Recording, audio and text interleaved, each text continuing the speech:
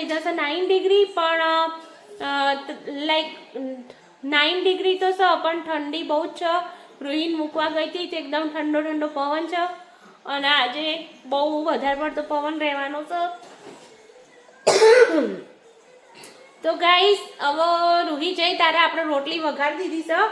તો રોટલી અને ચા આપણે નાસ્તો કરી લીધો છે, અને હવે ધવલ આવ્યા છે ઉબર કરવા જતા રહેતા વહેલા આજે. તો એમના માટે હવે ચા બની રહી છે, અને રોટલી અને બ્રેડ લઈને આવ્યા છે, તો બ્રેડનો ટોસ્ટ બનાવવાનો છે. તો ચલો હવે એ બનાવીએ છે. અને આજે જો ઘર એકદમ મસ્ત ક્લીન થઈ ગયું છે, ખાલી અંદર પોતું કરવાનું ને વાસણ ગોઠવવાના રહ્યા છે. અને અહીંયા જુઓ બની રહી છે ચા.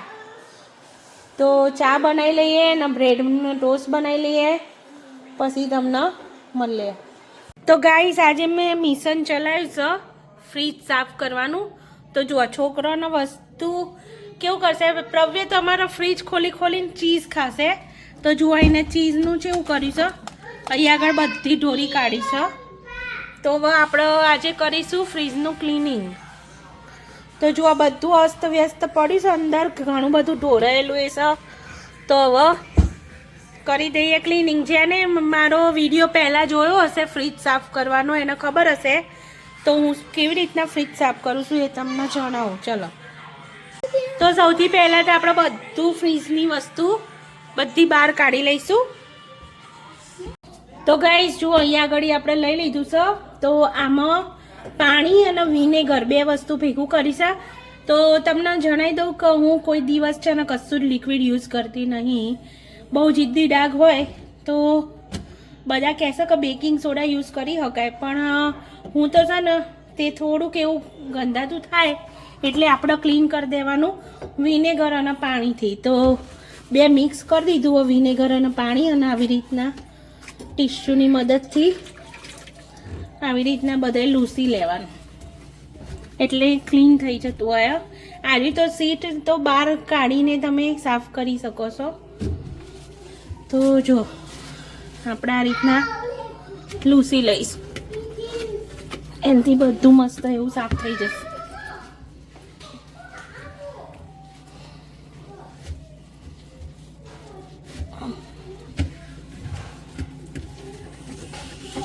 આ છોકરો છે ને તે બહુ ગંદાતું કરી દેતા હોય છે બધું. કોઈક વખત ટાઈમ ના હોય ને આપણે કીધું હોય કે ભાઈ આ વસ્તુ મૂકી દો, તો છોકરો અંદર ઢોરી દેતા હોય છે સમટાઈમ્સ. અધરવાઇઝ કોઈક વાર છોકરો જાતે ફ્રીજ ખોલીને બધું લેતા હોય તો બધું ઢોર દેતા હોય છે અંદર. તો જો રૂહીએ 2 દિવસ પહેલાં અંદર કંઈક ઢોરી દીધું છે અને આપણને કીધું નહીં.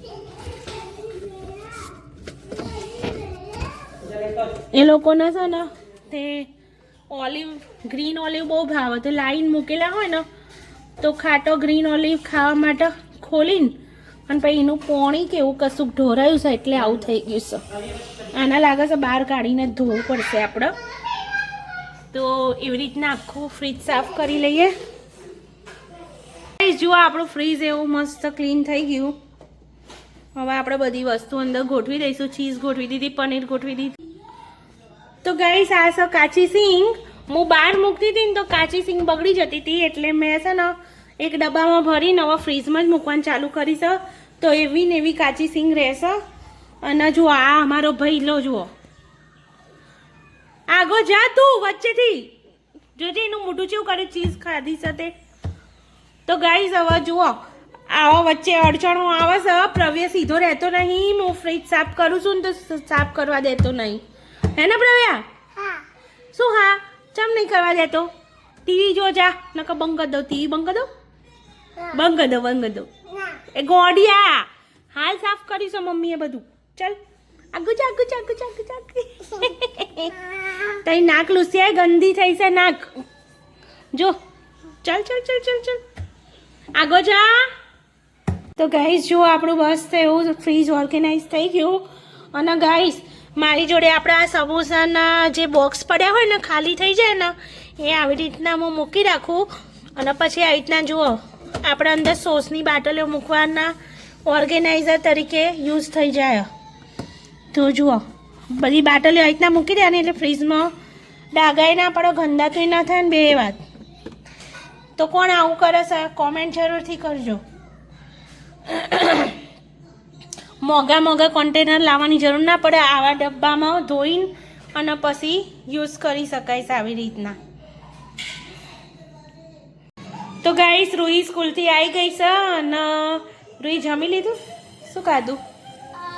ભાજી અને પરાઠો. ભાજી અને પરાઠો. અને આ રૂંદા જુઓ. એ રૂંદા શું કરત તું? તે ખાવાનું ખાધું? શું ખાધું? મેં પાવ ભાજી ખાધું અને પરાઠો ખાધું એના હંગાત. બ્રેડ હતી, પાઉં હતું. રવિએ તે શું ખાધું?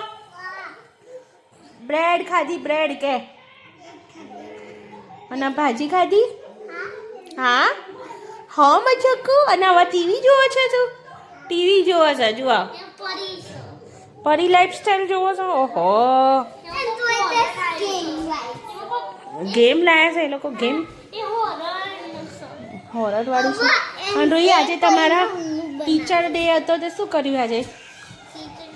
ટીચરના જેવો ડ્રેસઅપ કરવાનો હતો અને ટીચરના સ્ટુડન્ટ જેવો. ઓહો મજા આવી. હા આરે જો આયા હતા કે હા હા નોર્મલ ડે જ હતો પણ ડ્રેસઅપ કરવાનો હતો. કે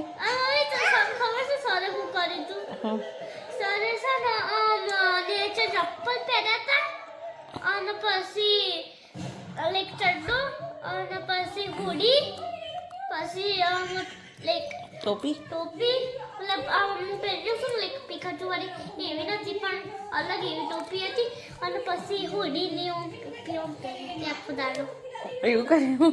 છોકરું એ સ્ટુડન્ટ બન્યા હતા નહીં સર?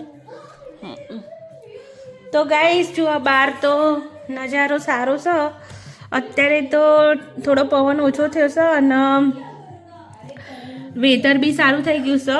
અત્યારે તો ખુલી ગયું છે. સવારે તો બહુ વાદળા હતા, બ્લેક અને તડકોય બહુ નીકળ્યો નહોતો. તો અત્યારે તો સારું છે. અને રૂહીને આયા એ પહેલાં મેં બનાવી દીધી ભાજી અને રોટલી. તો ગાઈસ આજે તો બધું કામ કરતી હતી હું, બધું કિચન ક્લીનઅપ કર્યું એટલે હજી નાવા ગઈ નહીં. હવે 4:30 નાવા જઉં છું. છોકરાને ખવડાવી દીધું પછી.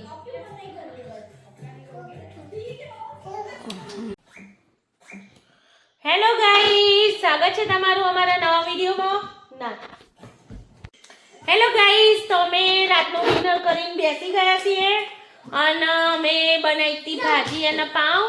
તો છોકરાએ ખાઈ લીધું ભાજી પાઉં અને બીજું શું ખાધું? પરાઠો. ભાજી પાઉં અને પરાઠો.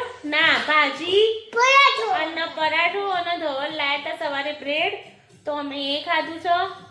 તો હવે બેસી ગયા છીએ અને રૂહીને આજે ગાઈસ આવતા એક સરપ્રાઈઝ મળી હતી. રૂહી શું સરપ્રાઈઝ મળી? તમે ગેસ કરી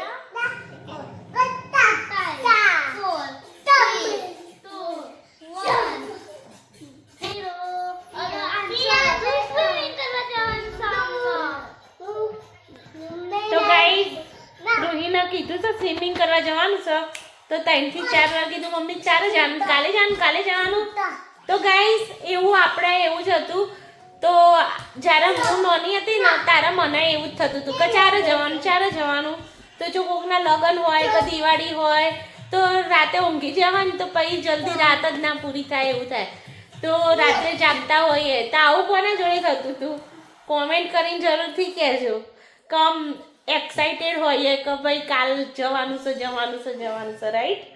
પછી મોમેન્ટ ઘેર જવાનું ગમે તે વોટેવર ગમે ત્યાં જવાનું હોય તો આમ અંદરથી આમ એક્સાઇટેડ હોઈએ કે ભાઈ કાલે જવાનું. તો આવું કોના જોડે થતું હતું કોમેન્ટ જરૂરથી કરજો. એવું જ મારું થાય કે ક્યારે સ્વિમિંગ જઈશું. ફિલ્ડ ટ્રીપે જવાનું. ચો જવાનું છે ફિલ્ડ ટ્રીપમાં?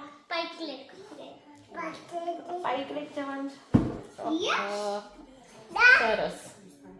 And guys, તમને like ને share subscribe કરજો.